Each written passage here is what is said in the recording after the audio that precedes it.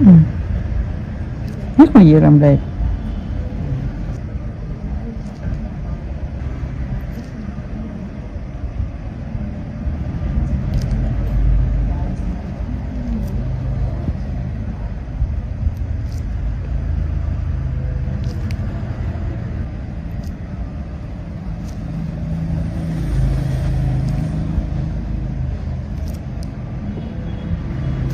Không biết rồi chị Huyền phải làm mau dưới đây là anh đang làm đi.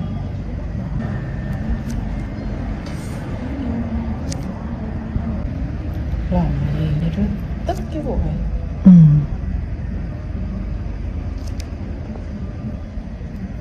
Nhưng mà phải nhờ có mấy người như đó mình mới nấu không.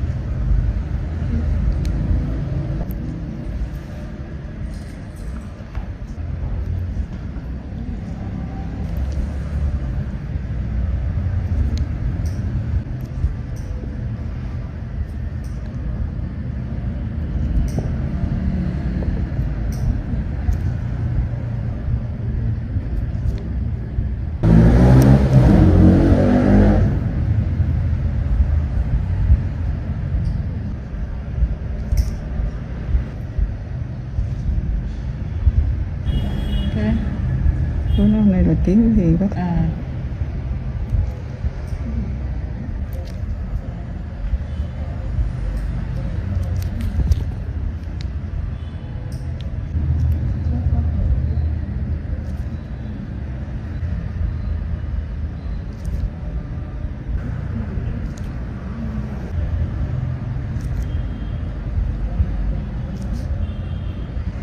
Tính là mấy con bạn kiến kỹ thì rất cái nam trong ngờ cái sợ. Mấy bạn kiến hộ tư vấn thì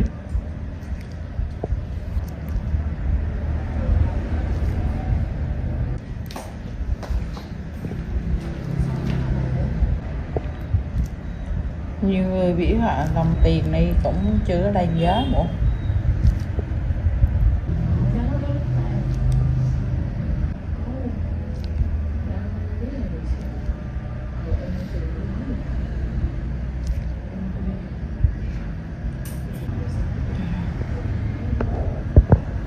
Cái chuyện mà chân mày đó kìa là chân mày mới chân mày cũ rồi.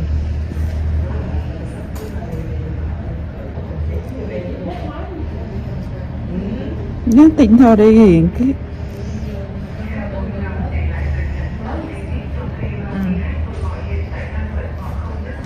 Kiến là Kiến tư vấn cho chị, cô thầy chị làm phun hay đi khác giùm chị sai cái để đó cho chị sẽ tư vấn được Kiến. Cứ nói với chị là để mình tê trước đi. Rồi. Cứ cho chị hả?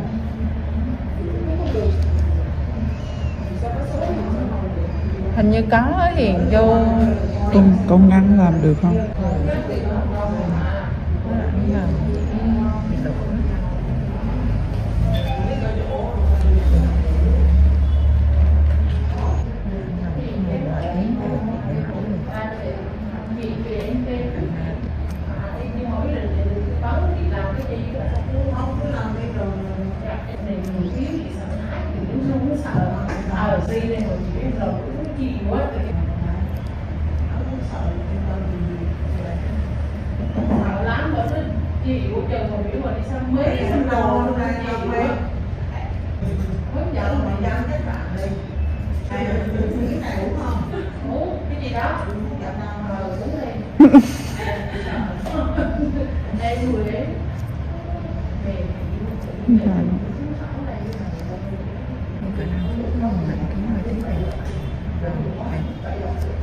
Không có chứ không được 6 phút đi.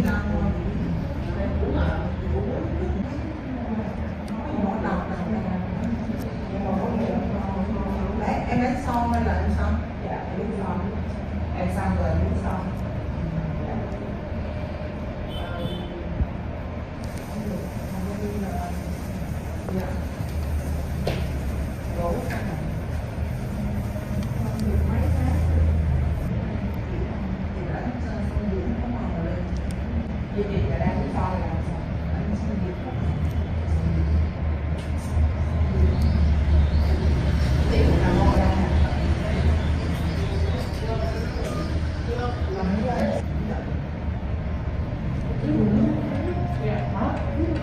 Các bạn còn là Đờm không?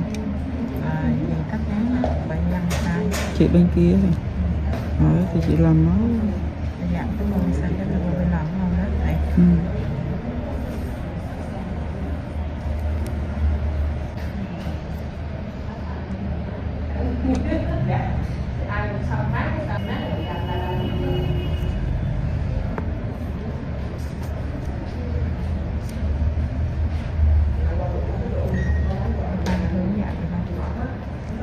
Thế. Lên cũng được, thấy được rồi được. Muốn làm nó đi nhẹ lại chứ. Đi mặt quá. Chị rất là một dân tay mua cái bao rồi biết bao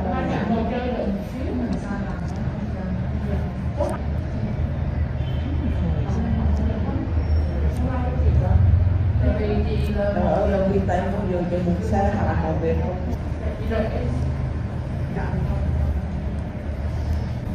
cái đó là mình phải đi tay ở nhà xong Kịp, mình kịp. gỡ ra bãi trước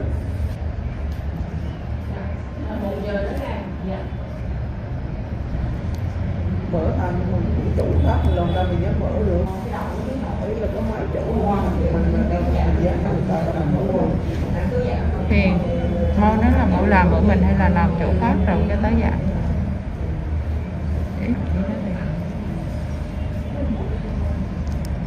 thôi để đó bao nhiêu bao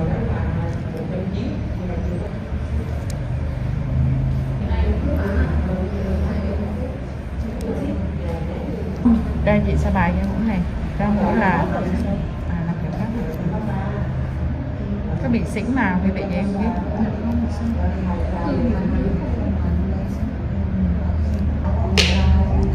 cái thùng rác gì Xa quá đó.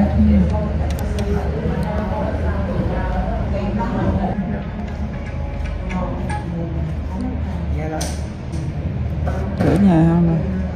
Có xa không? mình chị còn ngồi đó không gỡ dây nữa Hồi nãy bên kia bao nhiêu rồi bé? Xa quá rồi. lâu quá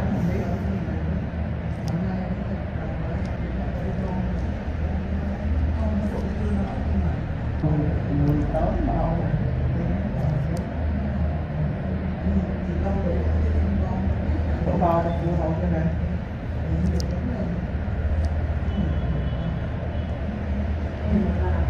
Có cái toa đây gửi qua mình kiểm tra lái cái này rồi. Đi đâu có nhập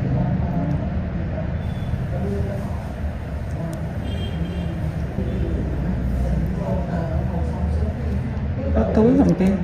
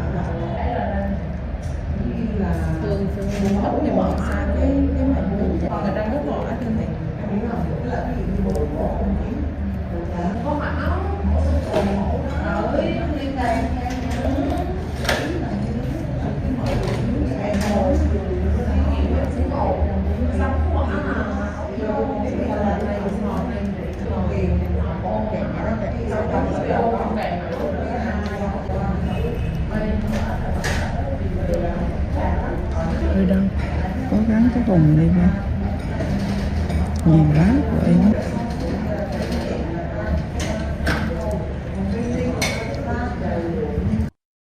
Hello, welcome to BKM Channel. With transcendent driving traits and terrific twin-turbo flat-six engines, the 2022 Porsche 911 is a nearly flawless sports car, and it's an obvious editor's choice winner.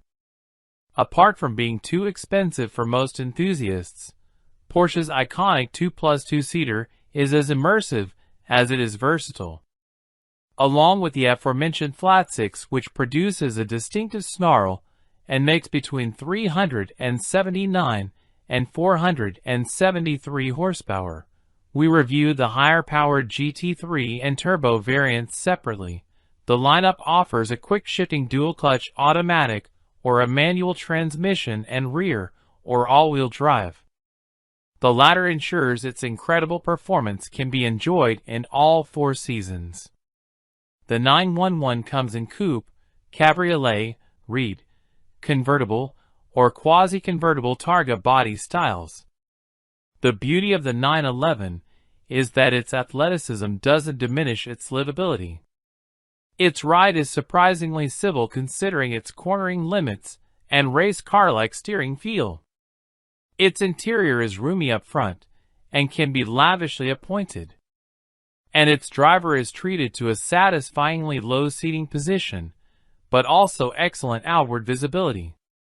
What's new for 2022? For 2022, the GTS trim level joins the 911 family. Along with a 473 horsepower version of the lineup's ubiquitous twin-turbo flat-six, it's available with an 8-speed automatic or 7-speed manual transmission and rear or all-wheel drive. The GTS is offered in all three body styles too. Its most notable features include a specially tuned suspension as well as 20-inch front and 21-inch rear wheels with black center locks as seen on the 911 Turbo. Likewise, the GTS inherits larger iron brake rotors from the top-tier Turbo. There's also a lightweight package that removes the rear seats and adds carbon fiber front buckets, lighter glass, and a rear-wheel steering system. The 2022 911 receives Porsche's latest infotainment software, including new features such as Android Auto.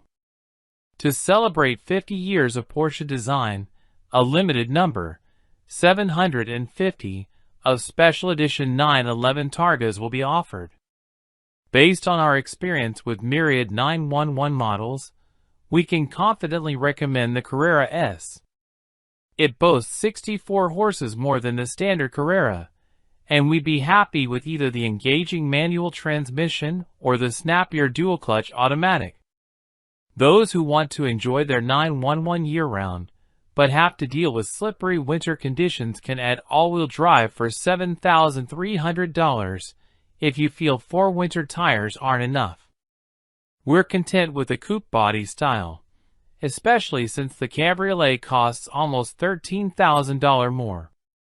We'd also opt for the Sport Chrono package that adds launch control, additional drive modes, and more. The Sport Seats Plus provide more supportive front buckets, and the Sport package adds a lowered suspension and a louder exhaust system. Our selection of upgrades would conclude with ventilated front seat cushions, passive entry, a heated multifunction GT steering wheel, and Porsche's Dynamic Light System Plus that features automatic high beams and headlights that swivel in the direction the front tires are pointed. We'd also recommend taking advantage of the Porsche Experience Center.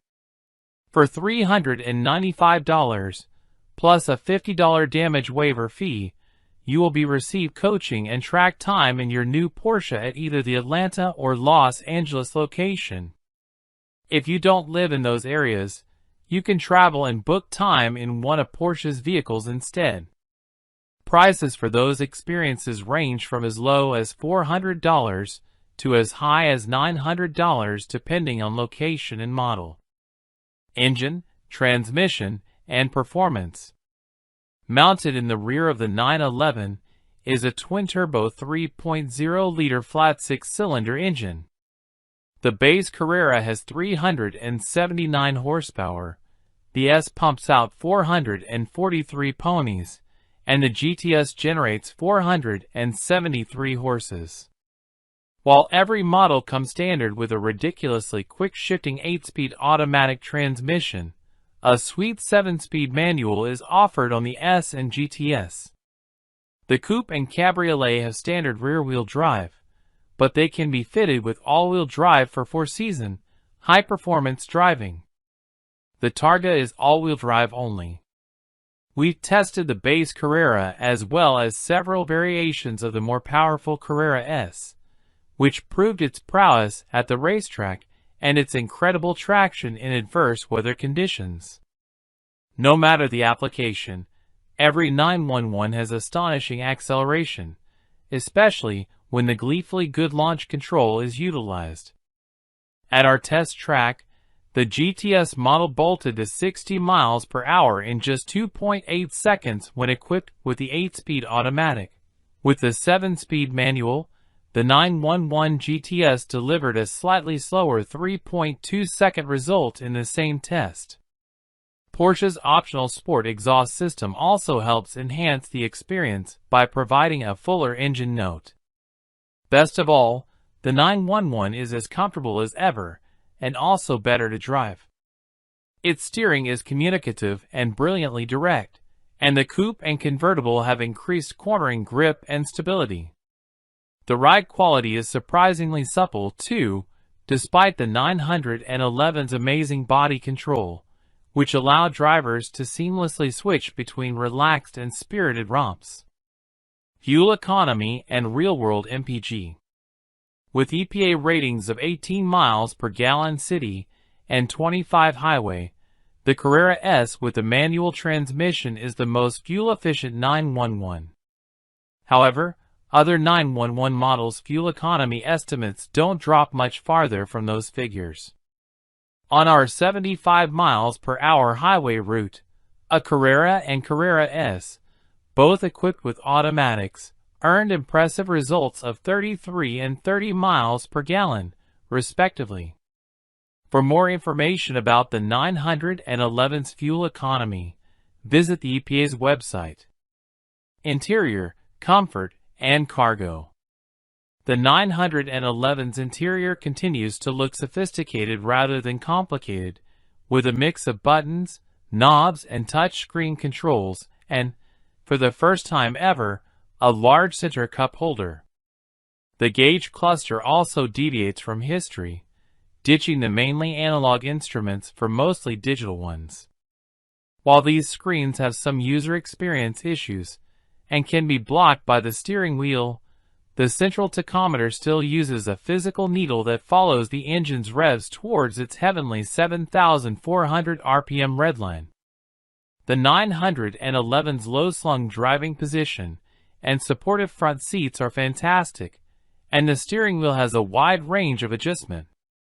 We only wish Porsche used less piano black trim on the center console, provided more interior cubby storage, and gave this icon of a car a grander shifter than the stubby flipper that comes on automatic-equipped models. Although the 911 continues to offer seating for up to 4 in theory, the tiny back seats remain as hostile to adults as they were when 911s first hit the road in the mid-1960s. Infotainment and connectivity. Every 911 is outfitted with a 10.9-inch touchscreen integrated into the middle of the dashboard. In addition to voice commands and buttons on the steering wheel, the center screen also features rotary push-button controls on the console. The infotainment system supports a Wi-Fi hotspot, wireless Apple CarPlay, and wired Android Auto.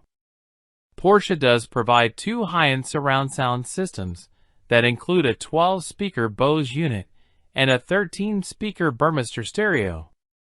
Safety and driver assistance features. The 911 is available with myriad driver assistance technologies, including desirable options such as automatic high beams, blind spot monitoring, and even night vision.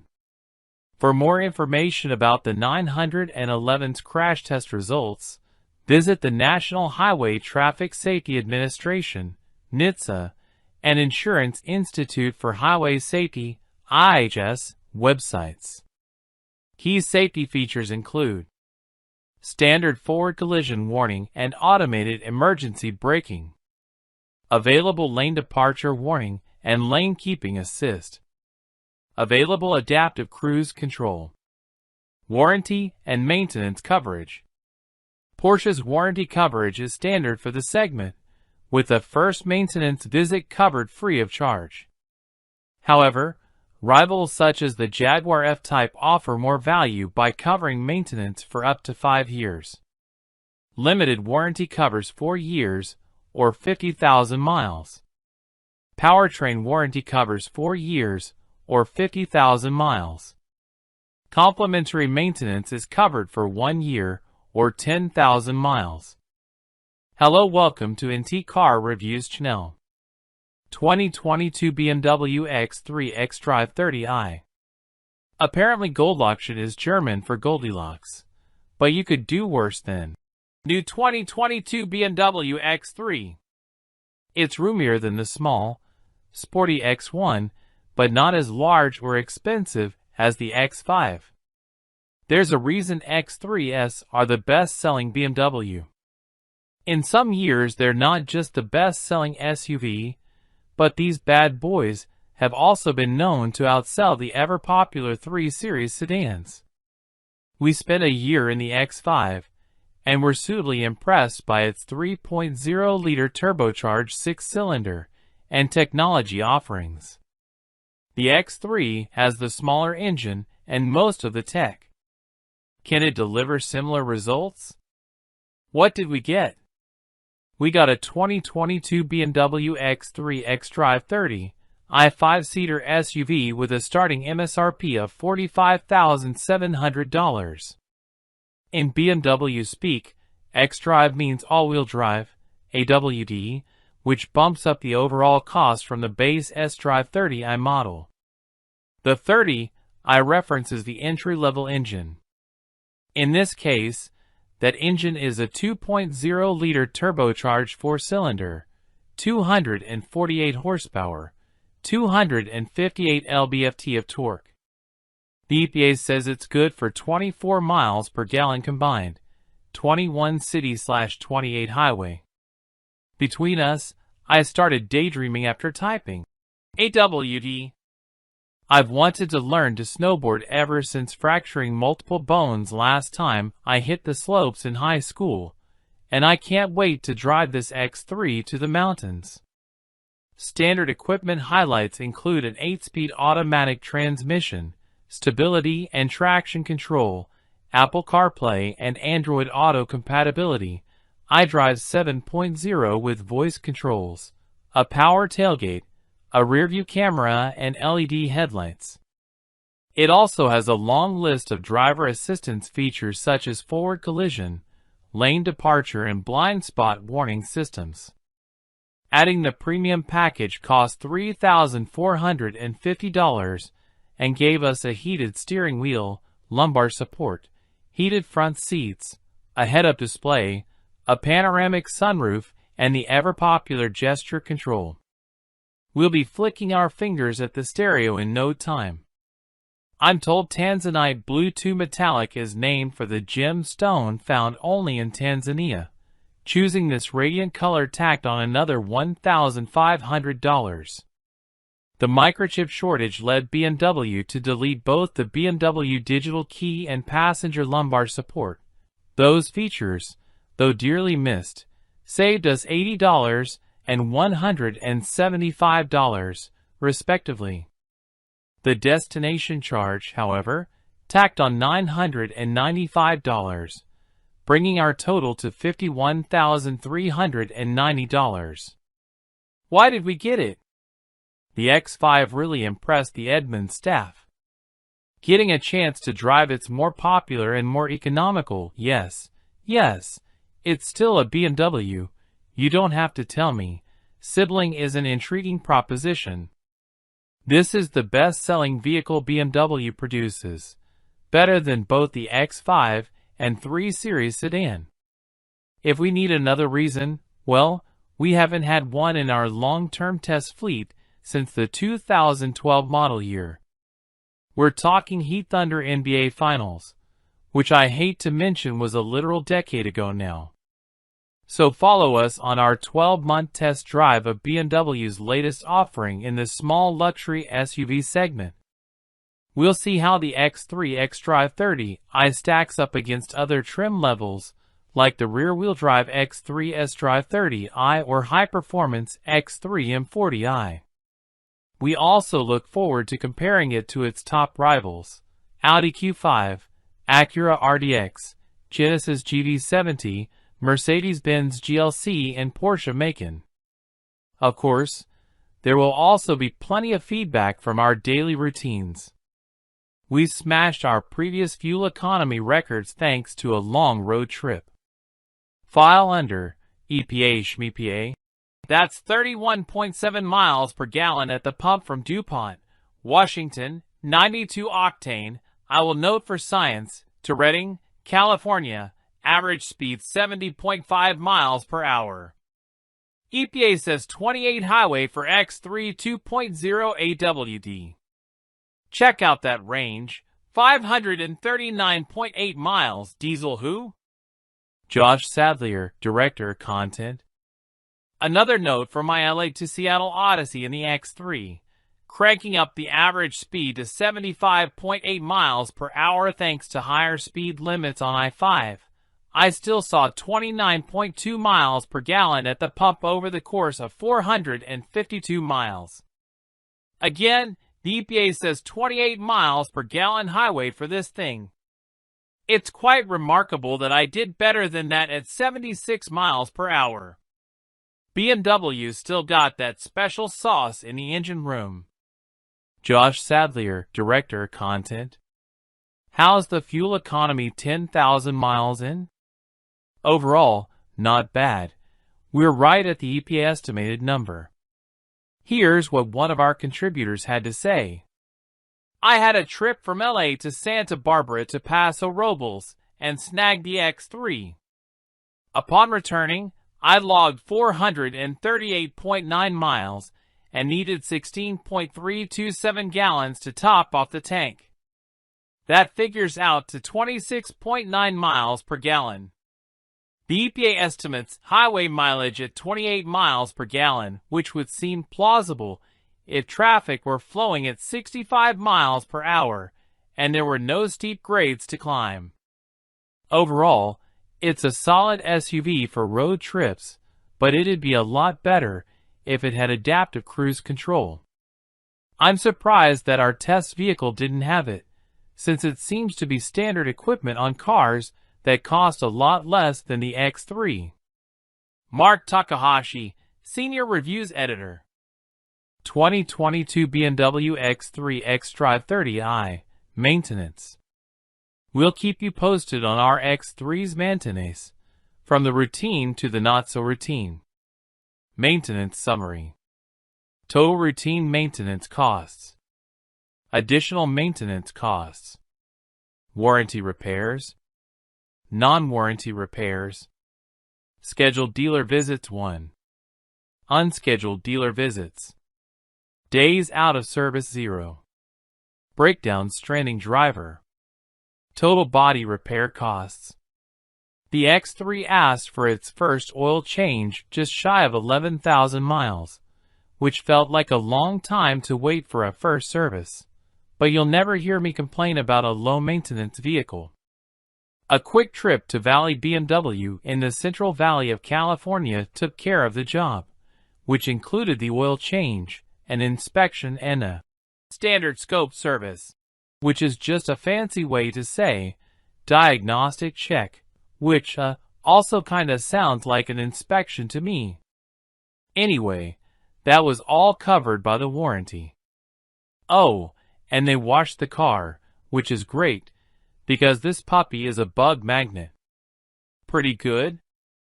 2022 BMW xDrive 30i, Technology. Even the base X3 comes loaded with technology, and we're going to test it. I complained about wireless Apple CarPlay when we first got our X3 right here on this website. Not about the product. I love the product, but it was buggy to the point of uselessness. Since my gripes, it appears an over-the-air update has just about fixed the problems. Lag, spotty connectivity, you name it, the X3 had it. I love the convenience of getting in the car, tossing my phone in the center console, and getting on my way, and wireless CarPlay, when it works, is a game changer. Jake Sundstrom, Editorial Assistant. I had heard that some of my coworkers had issues connecting their iPhones to our BMW X3 via wireless Apple CarPlay. I am therefore pleased to report, as of March 2022, that a recent iDrive system update has seemed to have remedied the situation. I drove our X3 for about 2 weeks straight and didn't experience any connection glitches or reboots. The response time, when you, say, click to skip to the next music track and have that track actually play, is slower compared to when connecting by way of a USB cord, but I've experienced that in other cars with wireless CarPlay too. Brett Romans, Senior Editor, Written Content. 2022 BMW xDrive 30i, Performance. Yes, it's an SUV, but it's still a BMW, right? How does it drive? It isn't a 3 Series, but the X3 certainly feels nimble on curvy roads, and there is a noticeable difference between driving it and its larger sibling, the X5. If you're deeply concerned about tearing up country roads before buying an SUV, perhaps wonder if the class of vehicle is the problem and not the model. But alas, a soapbox for another day. Jake Sundstrom, Editorial Assistant. The BMW gets up to speed with ease and takes to the curves better than most other comparable SUVs. Unfortunately, I don't think it does slow very well. I tend to perform limo stops, where you try to come to a complete stop without really feeling it stop completely. It's about finding the lightest touch on the brake pedal, but no matter what I try, the X3 refuses. As I roll towards a stop with featherlight brake pedal pressure, the smooth deceleration is inelegantly interrupted by some noticeable downshifts that cause some lurches. Then, just as the car is about to come to a stop, the brake pads grab the rotors, resulting in an even more noticeable lurch. It's not ideal, nor is it a deal breaker, but I would have expected a luxury car to be able to stop more smoothly, even if it is sporty and fun. Mark Takahashi, Senior Reviews Editor. Any thoughts on the steering? The steering in this X3 leaves me with mixed feelings. I really enjoy driving around town thanks to its small dimensions, tight turning radius, and overall maneuverability. On the highway, it's a different story. The steering wheel is numb off-center. So after a short time on a straight road, with the steering wheel pointed dead ahead, the car drifts slightly. It requires constant, small adjustments to keep the car in the middle of the lane. It happened often enough that I switched from comfort to sport mode, thinking the heavier steering setting might help. No such luck. Mike Schmidt, Senior Manager, Vehicle Testing Operations. What's the power situation? Don't challenge anyone to a drag race. It could seriously alter your future, Marty, but you'll likely be satisfied with how the X3 performs chugging up large hills. It never wants for power thanks to the single turbo assistance its 4-cylinder engine receives. Jake Sundstrom, Editorial Assistant. Typically, I'm firmly in the more motor camp, and there's no doubt that the X3's optional turbocharged 6-cylinder engine, specified in the M40i variant and boasting 382 horsepower, is a peach. But even though our 4-cylinder X3 xDrive 30 makes a seemingly wimpy 248 horsepower, I never find myself thinking that its sauce is weak. There's plenty of punch for anything the commute might throw at you, and the numbers bear that out. At our test track, the X3 sprinted to 60 miles per hour in a satisfyingly swift 6.2 seconds. What's more, the refinement of this powertrain is top-notch. I'd love to have an M40i, but the xDrive 30i is no slouch. Oh, I forgot to add, sport mode. Always sport mode. It's the first thing I press after the start button. In sport mode, the X3 is alive and engaged. Until you press that button, though, it's not ready to rock. Josh Sadlier, Director, Content Strategy. 2022 BMW xDrive 30i, Comfort. The X3 tries to split the gap between sporty and comfortable. How well does it do? How's it on the highway? Impressively comfortable and quiet. It probably helps that we've got the most relaxed X3 spec possible, which is the xDrive 30i with the standard, non-sport, suspension, and the regular 19-inch wheels. The optional 20 or 21-inch wheels are fancier, but have shorter tire sidewalls, so there's less cushion. This combo easily smooths out ruts and bumps on the road. And there's not much wind noise or tire noise. That combo makes our X3 a pleasing companion on a long drive. Brett Romans, Senior Editor, Written Content. Spending more than 5 hours driving to and from San Diego over the past weekend crystallized my disappointment in the X3's lack of adaptive cruise control.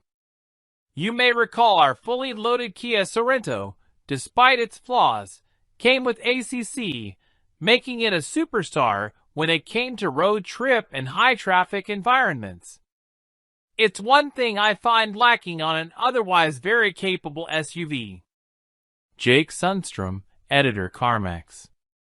How about around town? The BMW gets up to speed with ease and takes to the curves better than most other comparable SUVs.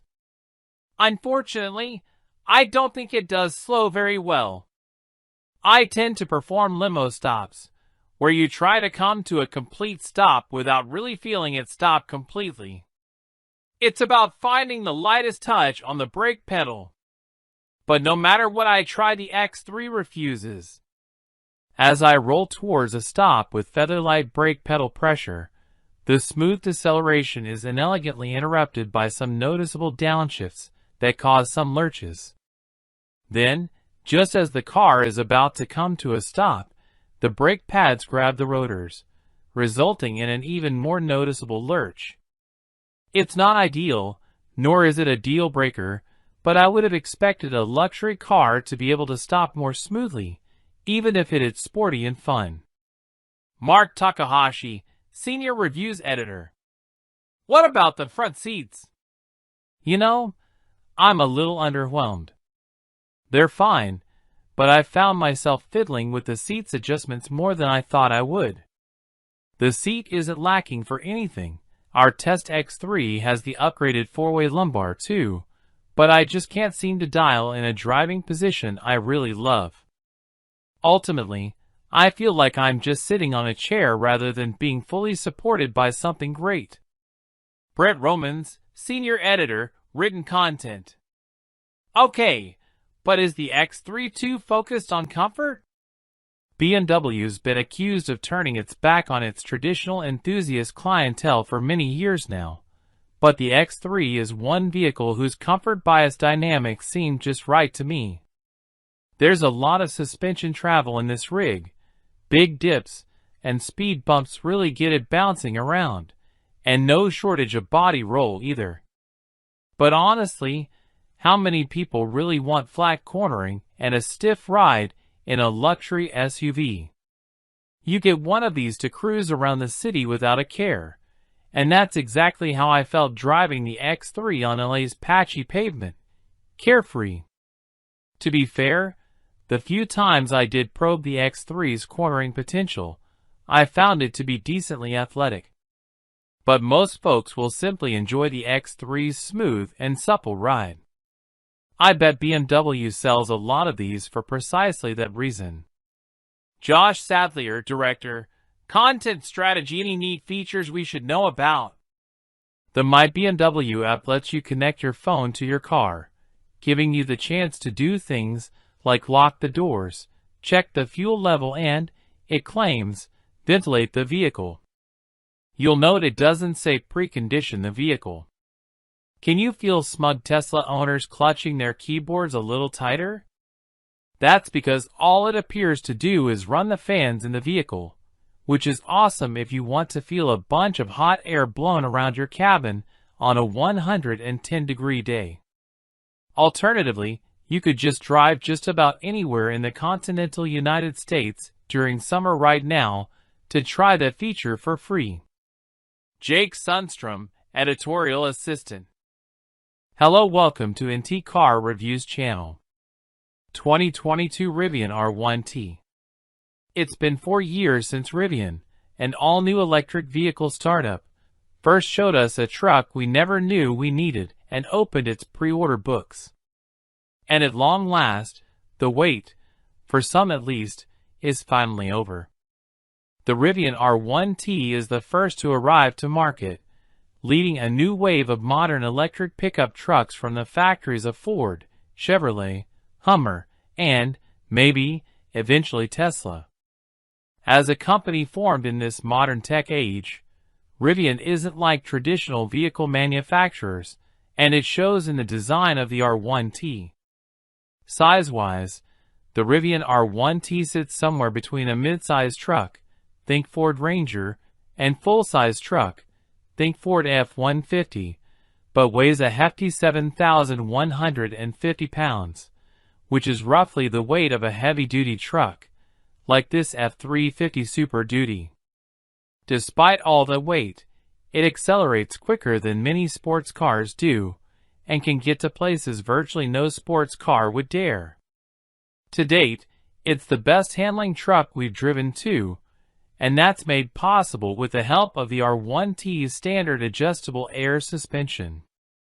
It can raise and lower the entire body by as much as 6.5 inches, perfect for clearing rocks and fording streams off-road or for hunkering down like a lowrider to turn a corner on-road. Its incredible versatility doesn't end there. An innovative gear tunnel between the truck bed and passenger cabin provides a ton of storage, 11.7 cubic feet. An immense front trunk, 11.1 cubic feet, takes the place of where an engine would sit, instead offering heaps of grocery space. And if you want to do actual truck things, the bed has a hefty payload capacity of 1,760 pounds, and you can tow up to 11,000 pounds. As cool and impressive as any of these numbers are, we want to know if this truck can actually deliver when put to the test. Which tests? All the tests. So we bought one, and we'll do with it what we please. Did we mention we have Ford F-150 Lightning on order for our long-term test fleet too? What did we get? If you were one of the 90K plus hand-raisers to plunk down an early deposit for a spot in the Rivian R1T production queue, then you'd be getting a Launch Edition R1T. That's the truck you see here.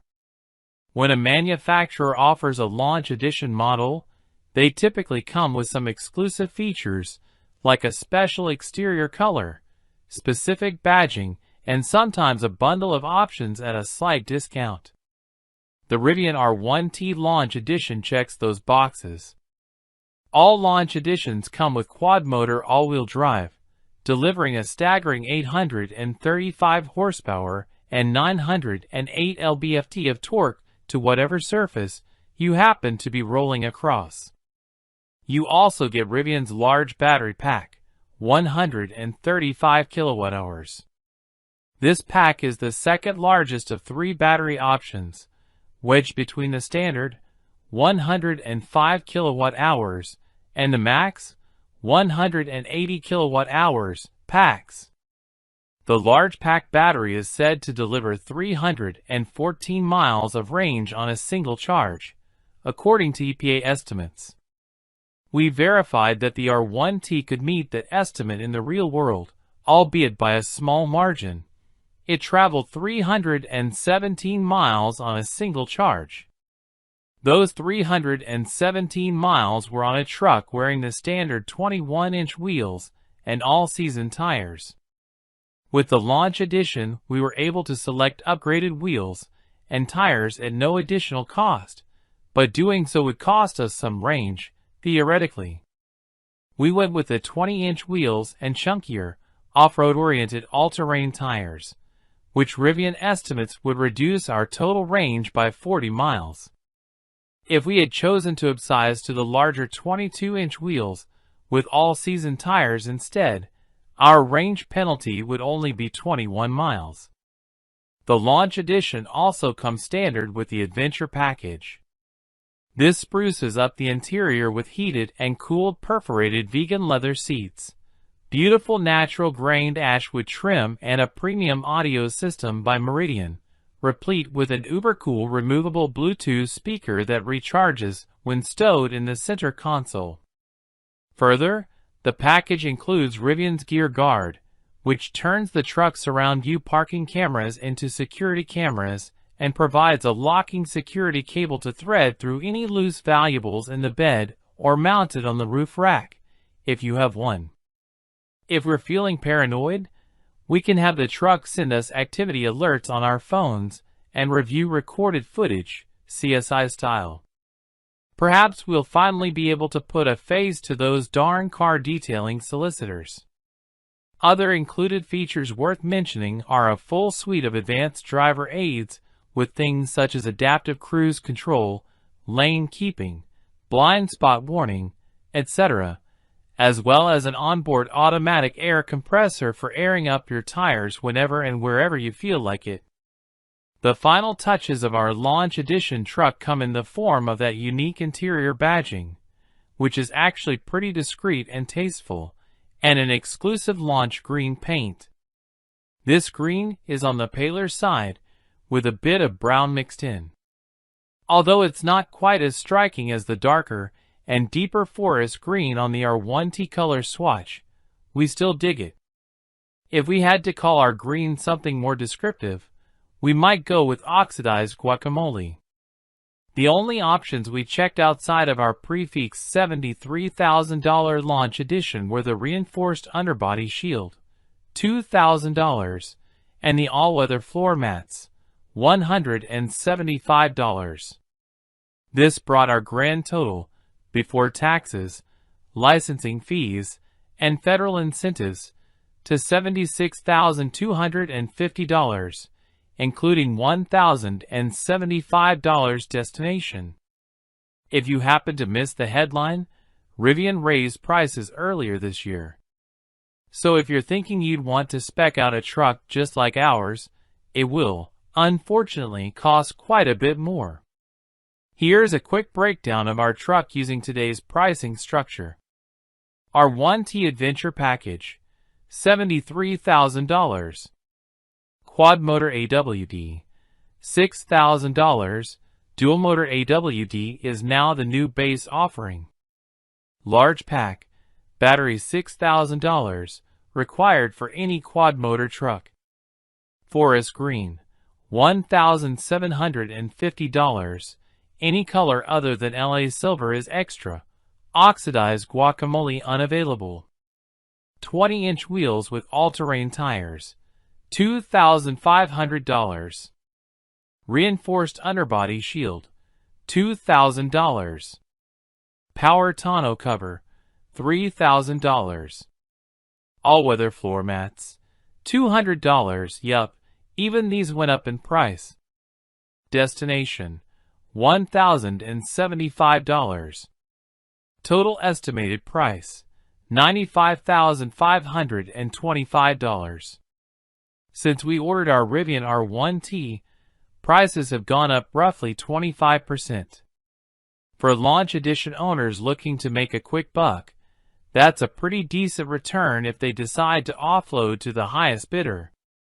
We, on the other hand, don't have any plans on selling anytime soon. Why did we get it? The list of reasons why you wouldn't get a Rivian R1T is probably a lot easier to compile. It's kind of expensive, especially after the price hike in early 2022. It's a larger vehicle if you don't have a lot of space to park, and it's the first vehicle from an all-new, untested company.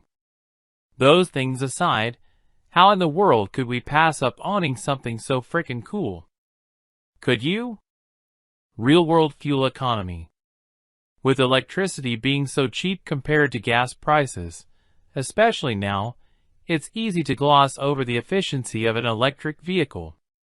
To date, the Rivian R1T is the least efficient EV we've tested, at least until the Hummer EV arrives, using double the amount of battery juice to travel 100 miles as a Tesla Model 3. That's not so surprising considering how much it weighs, the fact that it has 4 electric motors to feed, and that it's shaped, well, like a truck. Here, we'll be tracking just how much electricity our R1T consumes on average, and then translate that into a language we all can hopefully understand a bit more clearly. Amperic drain sounds scary. What is it, and how does it apply to the Rivian R1T? Battery Drain Test Part 1. We started noticing our Rivian R1T had a lower state of charge when we came out to it in the morning than we left it overnight. This can happen with all electric vehicles in small quantities, especially when left parked for long periods of time. We were noticing it in larger than expected quantities after leaving it parked for just one night. So, we decided to put this battery drain, sometimes called the Amperic drain, to the test. After leaving the R1T parked, and presumably very lonely, for 6 days we checked back in on our $75,000 truck. So, the truck dropped from a 71% state of charge all the way down to 51% after sitting idle for 6 days. Electric vehicles like the R1T are, of course, not exactly just sitting. They're running copious software to manage the battery and various systems to keep the truck functional, sort of like leaving your computer on sleep mode rather than shutting it all the way off. Of course, you have the option to power your computer down. You can't do that with your truck. Rivian released a software update, 2022.27.02, that may address some of the battery drain issues.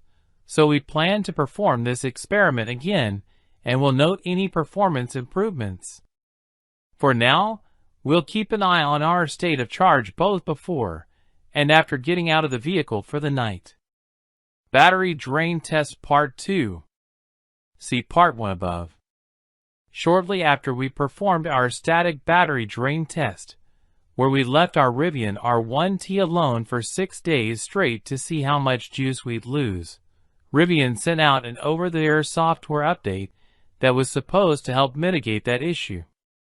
So we decided to perform the same test again to see if anything improved with a fresh batch of code. We left the R1T parked for another lonely stretch, this time 7 days, before checking back in. So, this time around, the truck dropped from a 70% state of charge down to 54% after sitting idle for 7 days. If you compare this to the results of the previous test, the drain on the battery has actually decreased, as Rivian said it would. In the first test, we lost 20% of our battery charge over 6 days, compared to just 16% over 7 days in this test. So our drain per day has gone from about 3.3% to about 2.3%. We plan to perform this test with a few of the other EVs we own, and will compare those results. An inefficient electric vehicle can create a unique set of hassles, senior video producer Doug Tyler found. This has been an experiment for me to see if an EV is doable for an apartment dweller with no home charger. There are lots of chargers nearby. I naively thought to myself, well, finding an open charger in Glendale/Burbank on Saturday for Labor Day weekend has been a fool's errand. Yes, I'm that fool. My whole afternoon is now being completely dominated. Finally found a charger, level 2 only, so excuse me while I go wander around in 105-degree heat for the next couple hours in order to gain 20 to 30 miles worth of battery. Does the range diminish the R1T's outdoor chops? Rivian markets the R1T as being an outdoorsy kind of vehicle. But I'm wondering how realistic it is to use an EV for off-road adventure. Here's an example. There's an off-road trail I'm familiar with. It's about 65 miles away from my house and is suitable for a day trip. If I fully charged our R1T at home, I'd have about 300 miles of range. That trail is up in the mountains, so figure maybe 100 miles of range expended to get to the trailhead. That would leave 200 miles or so for driving the trail and then getting home. There is a DC fast charging station along the route home, so I could use that to free up more range on the trail. It seems feasible. But I'm also a little chicken because I don't know how much range I'd use on the trail. Rivian specific outdoor charging stations, the Adventure Network, seems like a cool idea, but as of October 2022, there are only 6 stations operating nationwide, 5 in California and 1 in Colorado. Hello, welcome to TB Car Reviews channel. 2023 Infiniti QX50. The 2023 Infiniti QX50 struggles against its luxury-grade classmates despite pleasant looks and stylish interior. Infiniti's compact SUV is compromised by a lackluster complex, variable compression turbocharged 4-cylinder, which fails to deliver the promised advantages in fuel economy or performance. Competitors with conventional turbocharged 4s such as the Audi Q5 and the BMW X3 xDrive 30 accelerate quicker and are equally parsimonious with fuel. Dynamically, the QX50 skews toward comfort rather than sportiness, which should be a non-issue for most buyers. What they get instead of athleticism and driver engagement are a smooth ride and a quiet cabin. The QX50 delivers stylish looks and an upscale interior ambience, but it lacks the substance needed to thrive against its top-ranked competitors. What's new for 2023? The 2023 QX50 carries over from the previous model year mostly unchanged, but a new Sport model replaces the essential trim in the middle of the lineup. The Sport name may be a bit of a misnomer since it adds no performance-enhancing features, but it looks sharp with gloss black exterior trim and dark-painted 20-inch wheels. The cabin gets semi-aniline leather upholstery and a 12-speaker Bose stereo.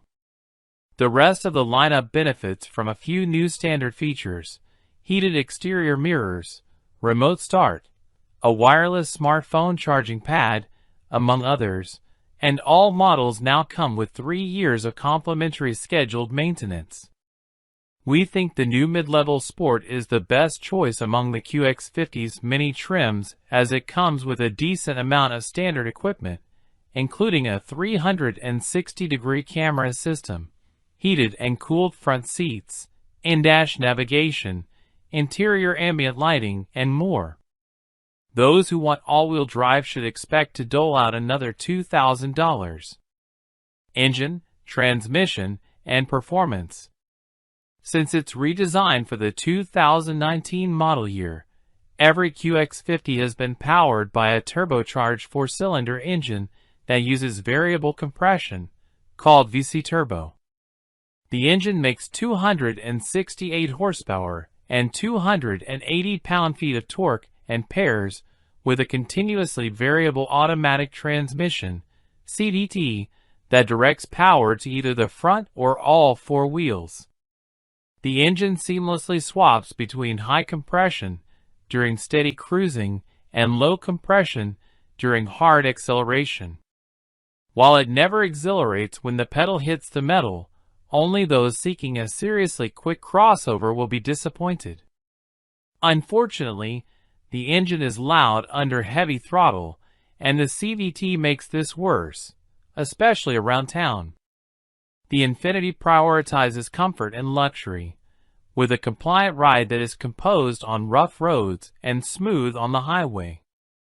While the steering wheel provides little communication with the road surface, it has accurate reactions and light effort.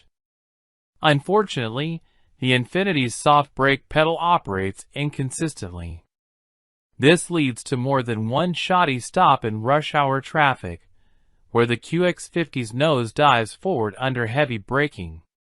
Still, it only needed a competitive 164 feet to stop from 70 miles per hour in our emergency braking test. Fuel economy and real-world MPG.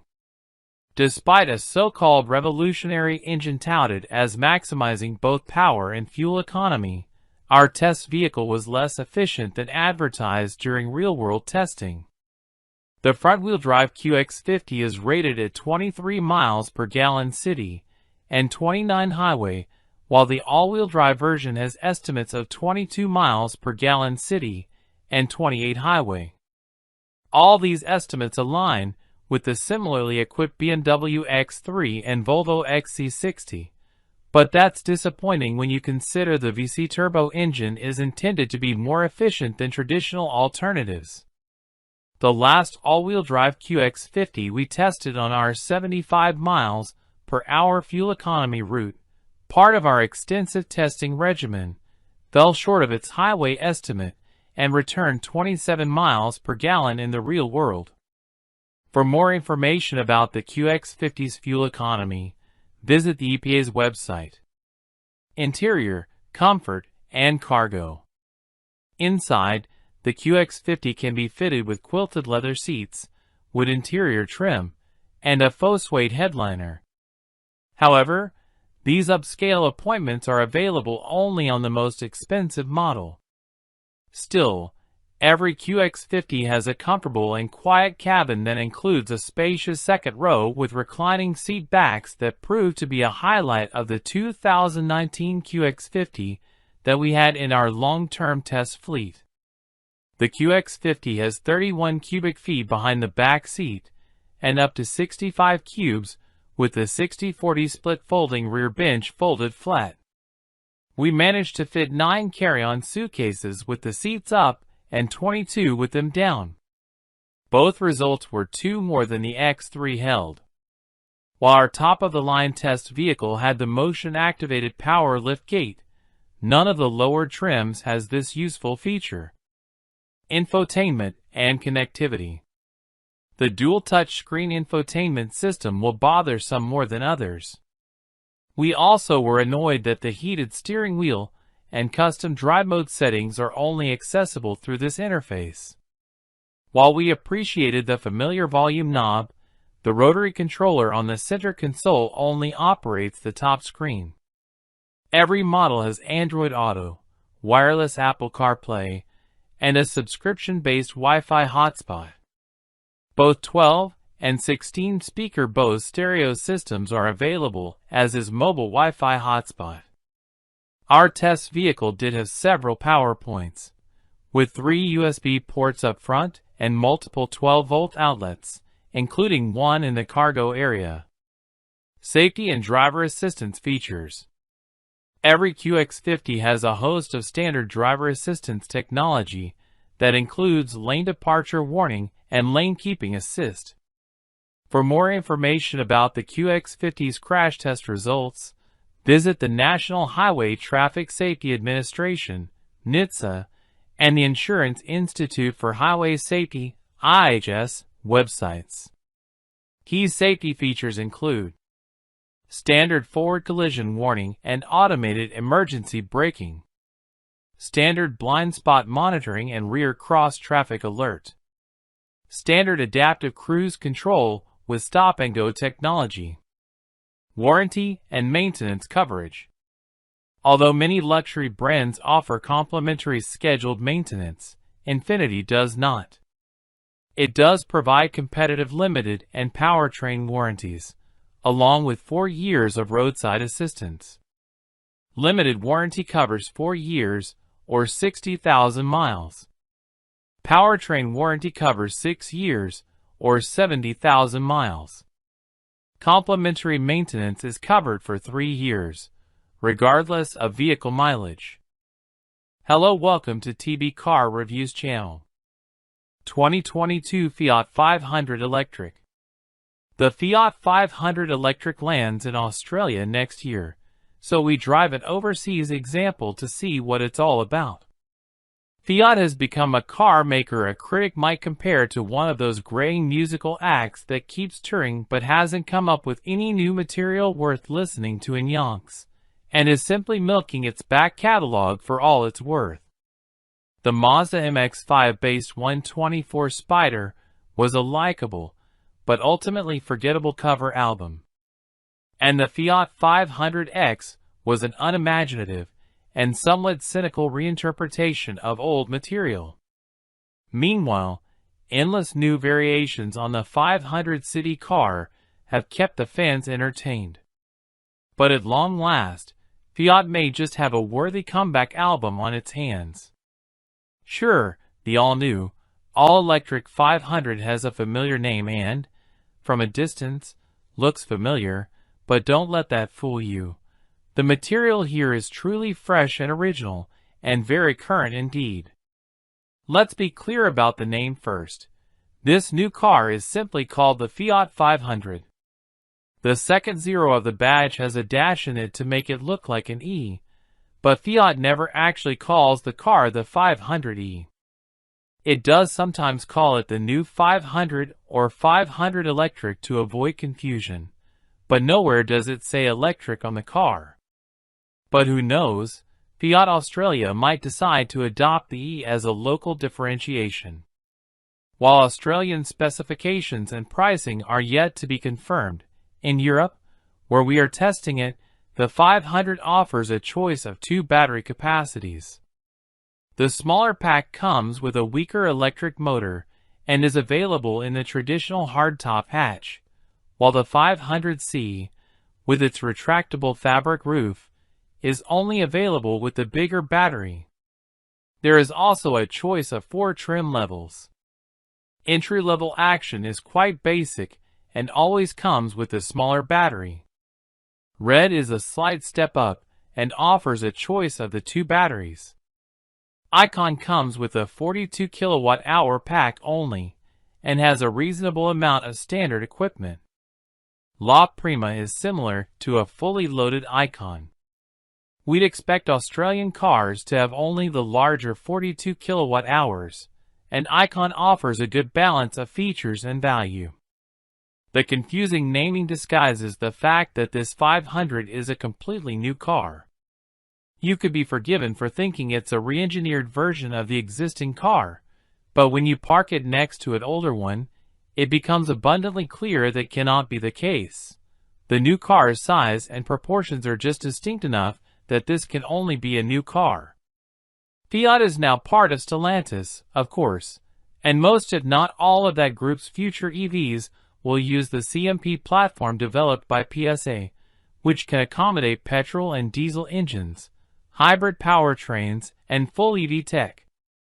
However, the 500 project began before the merger of Fiat Chrysler Automobiles and PSA, and it rides on a bespoke EV skateboard platform.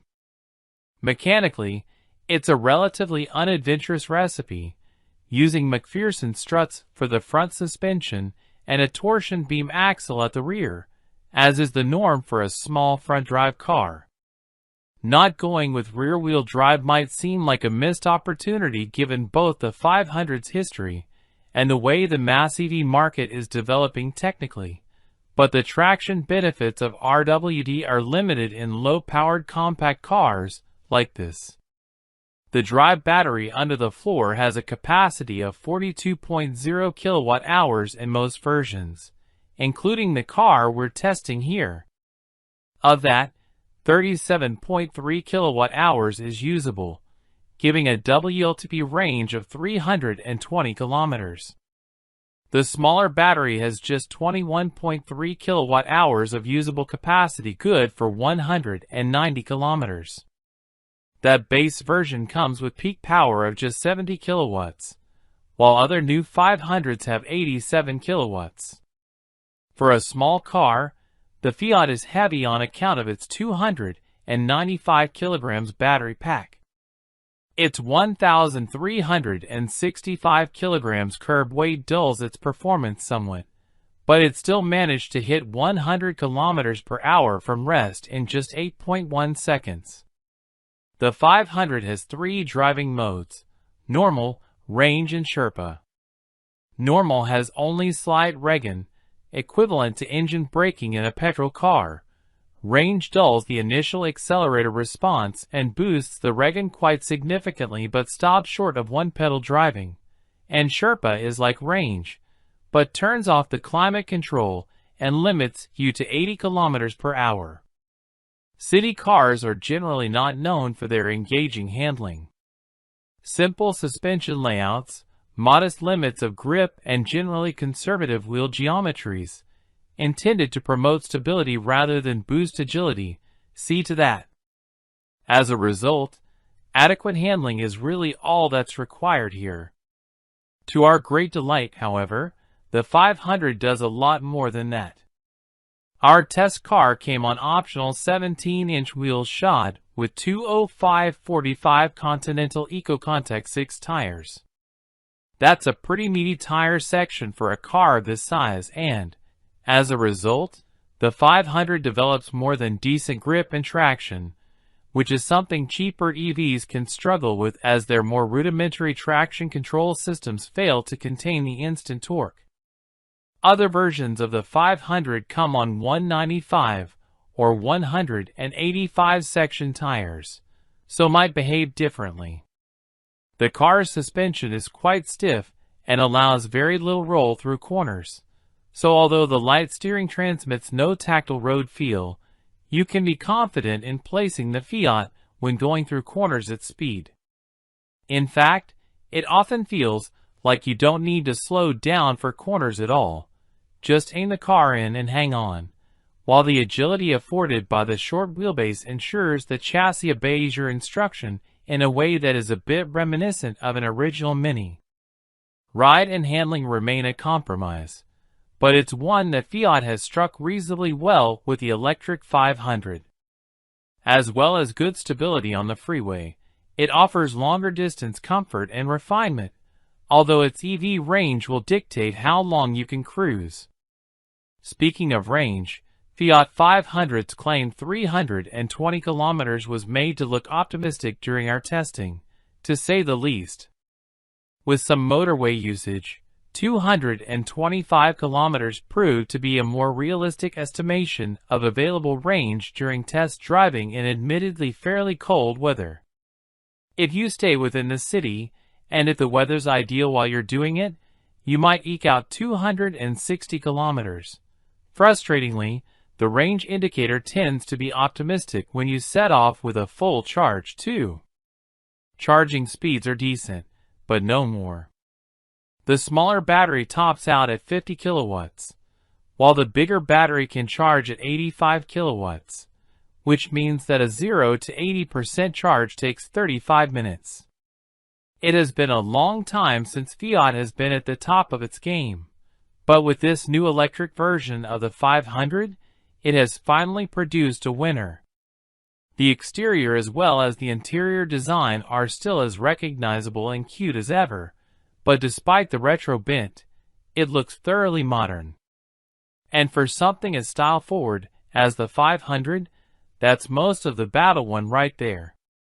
But it goes further. It's also a convincing prospect to own and to drive.